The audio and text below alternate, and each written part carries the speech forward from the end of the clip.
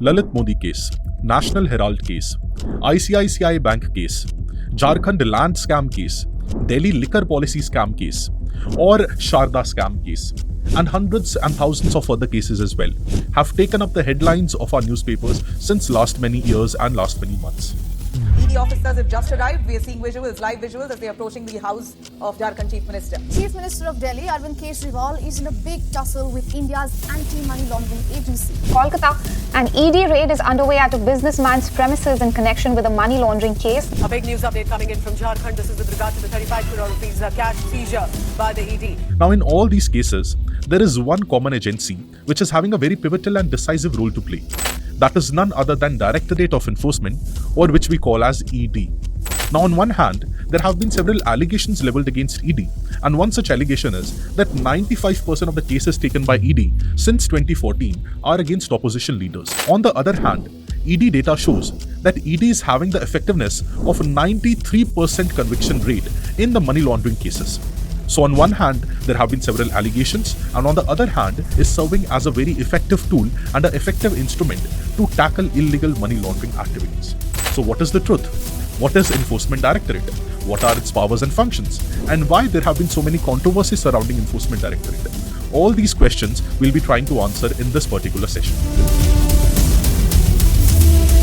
Hi, my name is Preetpal Singh, and today we are going to discuss on Enforcement Directorate. Now, since last several months, we have been hearing on newspapers, or we have been listening to the news that ED has summoned this political leader, or ED has attached property of this particular businessman. Now, in all these cases, the role of ED is highlighted a lot. And it is very important from economic and security perspective for us to understand ED as an organization. Now, let us understand from where all this journey started and what is the genesis of all of those things. So the journey starts on 1st of May 1956, when ED was established as Enforcement Unit. So the initial name of ED was Enforcement Unit, and it was established on 1st of May 1956 under Ministry of Finance, Department of Economic Affairs. And at that period of time, the main work of Enforcement Unit was to handle violation in cases related to Foreign Exchange Regulation Act of 1947, and it was headquartered in Delhi. Now, it had two regional offices, one in Bombay and one in Calcutta. And the most senior officer of the Enforcement Unit was the Director of Enforcement, who used to head the whole Enforcement Unit. There was one more officer who was appointed from the RBI on deputation basis. And there were three other special officers which were taken from the police department. Now, in 1957, Enforcement Unit was renamed as Enforcement Directorate. And from here on, in 1957, the journey of Enforcement Directorate will start. And additionally, another regional branch in Madras was opened. Now, after 3 years, that is in 1960, the administrative control of Enforcement Directorate was shifted from Department of Economic Affairs to that of Department of Revenue under the same ministry, that is Ministry of Finance. And after 13 years after, in 1973, there was a very prominent act which was enacted. That is Foreign Exchange Regulation Act of 1973. Now, during 1970s, early 1970s, we saw a lot of cases in relation to foreign exchange violation. That is why this stringent act was required. And ED was given the power to investigate cases under this FERA 1973. And 1973 to 1977, for brief 4 years, ED's administrative control was given to the Department of Personnel and Administrative Reforms, just for those 4 years. And from 1977, again it was shifted back to Department of Revenue, Ministry of Finance. So from 1977 till now, the administrative control of ED is under Department of Revenue, Ministry of Finance. In 1990s, we all remember that liberalization and economic reforms started. So that was the era of economic liberalization. And with economic liberalization, a lot of challenges emerged. So, Foreign Exchange Management Act came in 1999. Now, it was a little bit relaxed act as compared to the 1973 FERA Act. So, FERA Act was repealed and 1999 Foreign Exchange Management Act came. And it, of course, came into operation on 2000, and again, ED was given the power to investigate cases under this Foreign Exchange Management Act of 1999. Now, as we know, this 2000s and 1990s era and the spread of economic liberalization was there.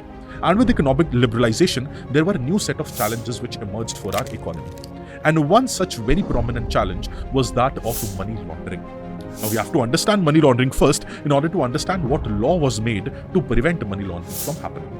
Now, in simple terms, money laundering is like deleting your money search history. Now, for example, we delete our search history on our mobile phones or our devices. Money laundering is like deleting the search history of your money so that it can't be traced back to its source. So the source of the money is hidden, and it is usually utilized to convert the illegally obtained money into a legitimate form of money. That is to convert black money into white money. So illegal money is converted into legitimate money through money laundering. And money laundering involves three prominent steps. First very prominent step is that of placement, where the money is placed in small amounts into the real financial system. So the black money which is there in very small denominations, it is placed into the real financial system of any country. That is placement. Now it is the most riskier stage, where the risk of getting caught is the highest. Second such stage is that of layering.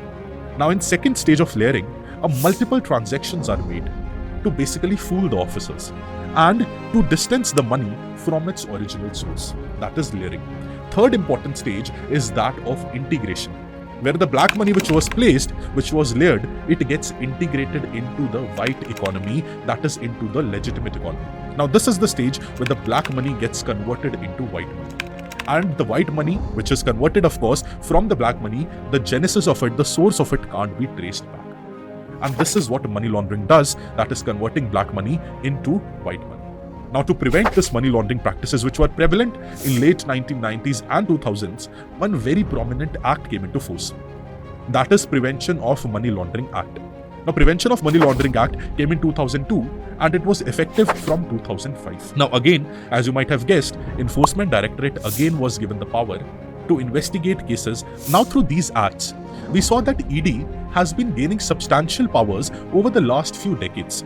First, they got the power through FERA in 1973. Then they got the power through FEMA, that is Foreign Exchange Management Act, in 1999. Then they got humongous powers under Prevention of Money Laundering Act of 2002. Now in 2015, 16, 17, 18, these years, you saw a lot of economic offenders fleeing the country and going abroad.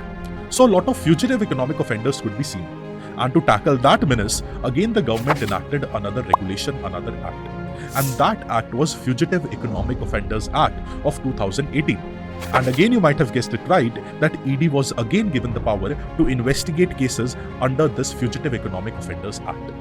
So now it is clearly visible that ED has become so powerful by 2018 that it was handling cases in relation to foreign exchange, foreign security, money laundering, and economic offences. In reality, ED was implementing, or ED is implementing, the four prominent financial laws of our country. First is COFEPOSA 1974, that is Conservation of Foreign Exchange and Prevention of Smuggling Act of 1974. Second was Foreign Exchange Management Act of 1999. Third was Prevention of Money Laundering Act of 2002. And fourth is Fugitive Economic Offenders Act of 2018. Now, all these four prominent laws were being enforced by Enforcement Directorate. And this is how so much power was given to Enforcement Directorate over the last many years. And this is how the power structure and the power dynamics of ED evolved. Now, since we have understood this, it is very important for us to understand the structural functioning of Enforcement Directorate. Now, ED is headed by the Director of Enforcement, and currently it is Rahul Naveen, who is an IRS officer. Now, there are 5 regional offices of ED currently. One is in Mumbai, one is in Chennai, one is in Chandigarh, and one in Kolkata and Delhi. Now, additional to that, there are 10 zonal offices as well, which are headed by deputy directors. And additional to that also, there are 11 sub-zonal offices, which are headed by assistant directors. And the recruitment of the personals of ED is done 70% on deputy basis and 30% from direct recruitment. So 70% of the personnel of ED, they are there on deputation basis from other departments, from other ministries. And 30% are direct recruitment. So a mix of IRS officers, IPS officers, and IAS officers can be seen in Enforcement Directorate.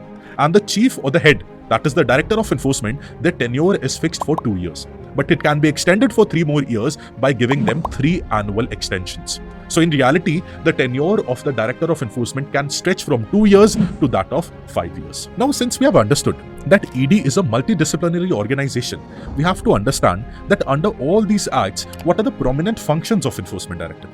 Now, under COFEPOSA of 1974, ED is empowered to sponsor cases of preventive detention for the people who have violated FEMA provisions. Now, under FEMA 1999, which is a civil law, ED is having the power to conduct investigations, to adjudicate and impose penalties on the accused. Now, under PMLA, that is Prevention of Money Laundering Act of 2002, there is Section 17 of PMLA. Now, under Section 17, ED is having the authority to conduct search and seizure operations. That is, they can search the property of the accused and they can seize the money and the documents which they want. And under Section 50 of the PMLA, same PMLA, these search and seizure operations can be taking place without summoning the accused also. So under this PMLA, ED is having widespread powers. And also ED is having the power to provisionally attach the property of the accused. And also to ensure the prosecution of the offender and confiscation of the properties by a special court under Prevention of Money Laundering Act. Now, the last act, that is Fugitive Economic Offenders Act 2018, under that also ED is having widespread powers. ED is having the power to investigate the cases and also to attach the property of the fugitive economic offenders. Now, since we have understood widespread functions performed by ED, it is very important for us to understand what are various contentious provisions under the acts because of which ED has been criticized multiple times. Now, these criticisms or these contentious provisions can be divided under two heads. One head is that of evidence, another is that of bail provisions. Now, in relation to the evidence part, this PMLA is the only act where the statement made by the accused before the investigating officer is admissible in a court of law. Now, this is again an exception to Article 20 of our Constitution, which gives us the fundamental right against self-incrimination, which makes this provision very, very contentious and very, very harsh. Another provision which is harsh is that of bail. Under this PMLA, magistrate won't grant the bail unless they are convinced that prima facie there is no case which is made against the accused. Now, this again makes the bail provisions very hard, and that is why it is very difficult for a person to get bail under the PMLA Act. And if ED is investigating a person and has arrested a person, it is very difficult for the person to get bail based on this particular provision. Now, since we have understood these things, there is one more very important fact concerning ED. That is, ED is not having suo motu power. So, ED can't take action suo motu. That means one has to complain to any other organization or a department or police department for ED to take up that case. And also, ED is involving itself or cooperating with a lot of international organizations as well.